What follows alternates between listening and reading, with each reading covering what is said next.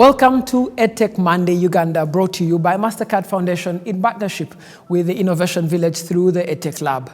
EdTech Monday Uganda is a platform to engage Uganda's EdTech community and other relevant stakeholders, including government, the private sector, the donors, on the emerging topics of education and how technology can address these challenges. EdTech Monday will be held once every month as we dissect the education sector, the future of education, and the available opportunities to grow this sector. This month, particularly, we discuss what parents want, how are parental perceptions of EdTech evolving, how are parents' attitudes towards the usage, prioritization, and paying for EdTech shifting, especially in the pandemic. And to discuss that, I have with me a panel of the best of the best. Let me start with an introduction from here, Manuela, as we go. As we go. I'm Manuela Mulondo, and I'm the CEO and founder of the Cradle, Uganda's first 24-hour childcare and lactation service designed for the workplace. But I'm also the co-creator of Bamwoyeraki, which is a web and internet series for parents, especially mothers who are speaking and talking on motherhood and parenting. But I'm also the president of the Early Childhood Development Association of Uganda. Solomon. Thank you so much, Raymond. I think I'm the one who's honored to be in this space. Really great company. My name is Solomon King. I'm the founder of Fundi, which is an organization that's working to accelerate science learning in Africa. The thing we're best known for is that we use robotics as a training tool. But right now we are developing a lot of tools to help teachers teach better in classrooms, and we are trying to improve the implementation of the curriculum just to get more practical learning back into the classroom. So I'm very, very passionate about how students learn, but mostly I am a geek and loud and proud. All right, thank you. Yes. Thank you very much. I'm pleased to be here. I am Sophie, Nuwagira, Bamwoyeraki, and the head of secondary of the North Green School. We've been working online. When schools closed for the pandemic, we did not close. So I'm proud to be here to share my experience. That's an amazing one. When schools closed, you just continued with the technology. Yeah. And we will get into that conversation, but I want to start with Manuela. Preschool was closed for longer than schools were closed. We're still closed. You're still closed. We're still closed with no opening date. Yes. From the kind of interaction, because at early childhood, parents really interact with their children a very great deal. From the kind of interactions that you've had with parents, what have their perceptions been about this technology and learning that has been brought about by the pandemic? When technology came in during the time of the pandemic, I think this was the most confusing time for many parents. I mean, these are parents who had never wanted their children to see a phone. Every time they see a phone, they're being slapped. Leave my phone alone. Don't Stop playing with my phone. Stop playing with my phone. Don't do this. Don't, every time. And then all of a sudden now you're saying, now, come. Now, look. Now, you see, they said. A very confusing thing for a child, because what was being refused of me is now being brought in to teach me the things that might, I was being taught. So I feel like in this time of the pandemic, it's been very confusing for many parents, not knowing what to do with it. Solomon, when this pandemic started, for you it must have been deja vu. It must have been, I've always told you this is coming. Yeah. Now it's here. But in terms of adjusting the mindsets of parents to appreciate the amount of technology they need to expose their children to, how would you have handled it as a parent? The thing that sticks out for me when it comes to parents is, one, have you given your child permission to explore? Like she was saying, we like to box, we like to create controlled environments. And for most parents, the challenge with the pandemic is that they found themselves, first of all, in a space that they were not familiar with. But then almost immediately, schools were sending work to parents and saying, sit down with your child, do this. The average parent doesn't really know what the child is studying in school, all right? Even regular days, homework is stress. So now you're adding a layer of technology on that. You're adding a layer of connectivity on that. You're adding a layer of devices on that, you know. It's really complex. So if you ask me what would a parent have done, there is no answer, because this was an unprecedented scenario. And what we can do now is have conversations around what can we do for the next time this happens. Because this and unfortunately, I'm a scientist. So in my mind, I'm like, this was the first of many. Because we won't go around that. But I think it's a good conversation to figure out. I feel COVID was a perfect opportunity for us to look at the nakedness of ourselves and say, what's missing and how can we fix it? Yeah. Sophie, you are in the actual practice of education, and when the pandemic happened for you, you said, we didn't stop, we just moved over. How was that transition period from teaching people in a classroom to eventually now doing it online? And how did that affect your numbers at school? How did it affect the perception of children to education? How did it affect the parents also, the perception of the technology that you're giving? To begin with, we had videos, which we look at now and we laugh because what had become so complicated for us is now obvious, even for the students. So, the child of these days is very quick to learn. So children did not have any trouble. It's the parents and the teachers. For us, when the students were walking, for us, we were running. The only good thing is that for us as teachers, we had to run before the action. So when the children came on board, we were already prepared. So it's the parents who had it a little bit rough to begin with. However, it wasn't a problem really that I can talk about, because our students, we had the policy and a system where a child would get up in the morning, have breakfast, put on their uniform, and by 7:30 in secondary, all the children were before their laptops or computers or whatever gadget they were using. And then we would start with the daily devotion at 7:45, and by 8, everybody's ready for the lesson. Everything went smoothly. So we had Microsoft Teams as the platform, but then we had to get on board other softwares and other things to use. Using just your experience with these new changes that you'd seen, and looking at a school that probably is not as good as your school, what would you encourage the teachers in those schools to do with what they have at their disposal to be able to achieve an education, at least a continuity in education for their students? If you are thinking about a child in my village, in Chinoni, in Mbara district, how even if the teachers are ready, are those children ready? But if you have a setting where the teachers are ready and the children are ready and they have computers at home, then that can work. Because if they can get the children to be having the computers and the laptops and whatever gadgets they have to use, then it can work. But if they don't have, and until they have, then that cannot work. Manuela, I want to bring you in now, particularly on ECDs, continuity in learning. The pandemic really brought a stop to the schools. People like Sophie's school were lucky to have continuity, but for ECDs, how does that continuity look like? As long as you have a human being on that end and a child on this end, and they are not animated, and they can't touch them, and they can't, an ECD child's learning stops at that point. However, if you had material which is on the iPad that they can touch and feel and see move, they will stay engaged. I'll give you some examples of what I saw ECDs doing in this period. And I remember speaking a lot to all of them. They would send work, 1+1. It's like you take a screenshot or a picture of that, of the work, and then send, and then say, let the child do, and then take a picture and send back.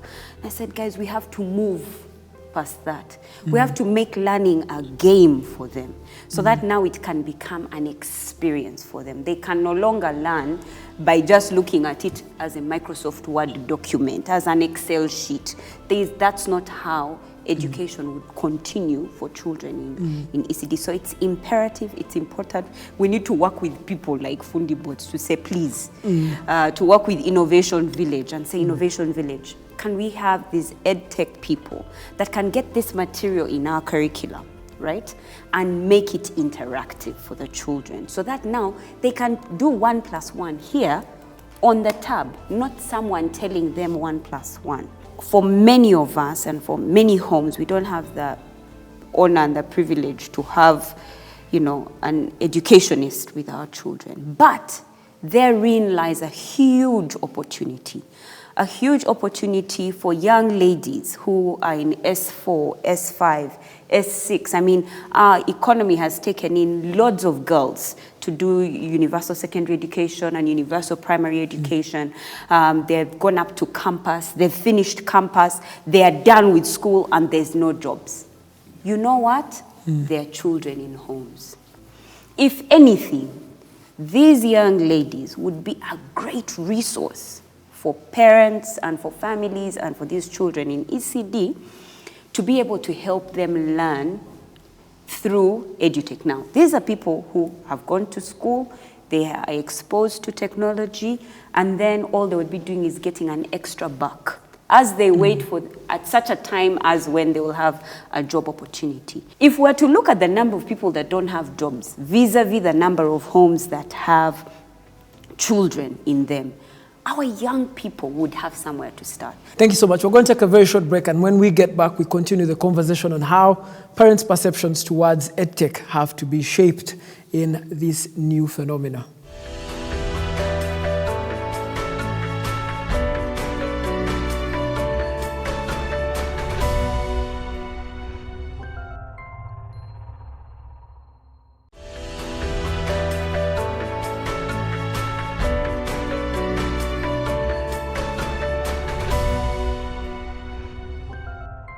Thank you so much for staying with us. We're having a conversation on perceptions around EdTech, particularly for the parents. Before we closed off, Solomon, and I wanted you to pick it up from here, we're discussing how different can you change the way children interact with their education materials. And I know that you do robots, which are a very complex form of science.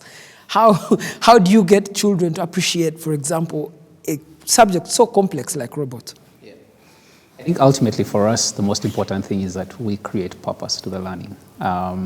It's something that I've grown to love calling purpose-driven learning. A lot of the education that happens in schools, traditional schools, is basically rote memorization. You are being prepared for an examination, and that is the marker of your intelligence. When you create the perception that education is about that one thing at the end, then everyone's mind goes away from the purpose of this learning, all right? And without purpose to learning, you cannot create different ways of engaging with that learning. So when she says that students are being asked 1 + 1 and then the teacher is taking a photo and then sending it back, that is because everyone has been structured to realize that the only acceptable end point for that education is the number 2, right? That's it. It's not how is the child learning, how are they doing the computations, how are they, and have they understood or have they memorized, right? It's that we expect a 2 at the end of this session, and if we don't get that 2, the child hasn't learned, the child is an idiot, blah, blah, blah, blah. We teach science, and the reason we use robots is because once you show a child a robot moving around, their first instinct is, I want to do that. They're like fascinated. Teachers as well. Right? You show a teacher a robot and they're like, this thing. And then they want to learn. And then you tell them, okay, if you want it to move, you need to learn how to program. You need to learn about electronics. You need to learn about how motors make things turn. Like in their mind, they're like, okay, so in order for this thing to move, this is what I need to do. So you change education by creating experiences, by creating purpose for the knowledge along the way. And in that process, the teacher is a facilitator of learning. They are not a gatekeeper. They are not the master of the classroom. They are an enabler. They are someone who just says, Those are the doors that you can open. Let me show you what's interesting about them. And then the child runs with it. Education, more often when we speak about it, we forget that it exists also in an ecosystem. And in this ecosystem, there's this thing called curriculum, which parents are really concerned about. So even when you'd have teachers who are willing to innovate around education, parents still demand, at the end of the day, is my child scoring well in mathematics? Are they passing physics? Are they passing biology? Because that's how they will get into university and then get good jobs. How do you manage these perceptions of parents together with the changing nature of education? When we start the academic year, we give out a calendar. And on the calendar, we have got 3 times in a year when a parent can come in to talk to the teachers, besides the obvious times when they can come in to look at what the child is doing, follow up with the teacher, and so on. So we have got parents on board to see what the children are doing. So they are not sitting summatively at the end to ask, what did my child get? Yeah, they are involved. Even when it was during the pandemic times, we had to bring in parents online to speak to the teachers. We arranged parent-teacher conferences online, and a teacher would call a parent and talk. There was a schedule, and it worked. So if you're asking about the grades, of course, everyone is interested in the grades, but then we don't work on it summatively for the parents to wait at the end of the line to see the mark. They move along with us formatively to check what the children are doing, and it's working. Yes. Manuela, you want to... Yeah. There's an unknown author who said, you cannot raise your children the way you were raised because you'll be preparing them for a world that no longer exists. Uganda 18 years from now is not going to be this one. Like, absolutely not. So if you're taking your child to a place where you're still asking for grades, you as a parent, for sure, you have a problem. And if you go into a school where you ask about the grades and they'll give you, even parent-teacher conferences now for me, when I go into the school, I'm asking for, I don't want to know grades. I want to know, how is my child interacting with other children? How are they solving problems? Are they asking questions? Are they asking the right questions? Because I'm preparing them for a world that does not exist now. My child should be experiencing learning now, but being prepared for the future. And the future is technology. And if you're in a place or in a school, or you as a parent, you're looking for how to get you are looking for grades, I think it's time for parents to rise up now and say, hey, North Green, Cradle, Fundi, what are we doing technologically for our children to prepare them for the future? And if us as parents are going to keep looking at this 1 + 1 = 2, there is no difference between us and the people that we complain about every day that are taking our country nowhere. Because we are the ones who are doing it now. Solomon, in terms of now broader on a policy level, what level of curriculum review? I know we just reviewed our curriculum, but we reviewed it before the pandemic happened. Yeah. The pandemic has happened, taught us new things. What level of curriculum review do we need to appreciate the level of technology that must come into education? So the interesting thing about the curriculum review is I actually like the new curriculum. I think it's very student-centered. I think that they put a lot of thought into it. Unfortunately, it's taken forever to get it where it is. And then implementation is a challenge. But this curriculum, if you are going to include technology, you need to look at the foundations. And these foundations for me are basically 2 main things. Technology relies on access, internet. Technology relies on power, electricity, all right?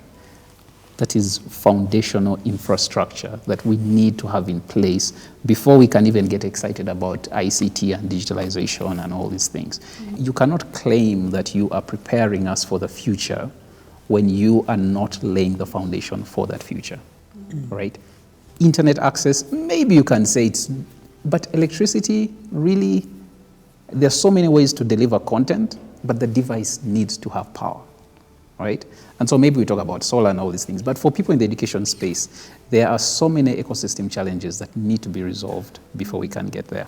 Sophie, in sort of like parting words, what changes need to happen to the ecosystem of education to allow for technology to come in and also deliver the kind of impact that it's delivering in your school to other schools?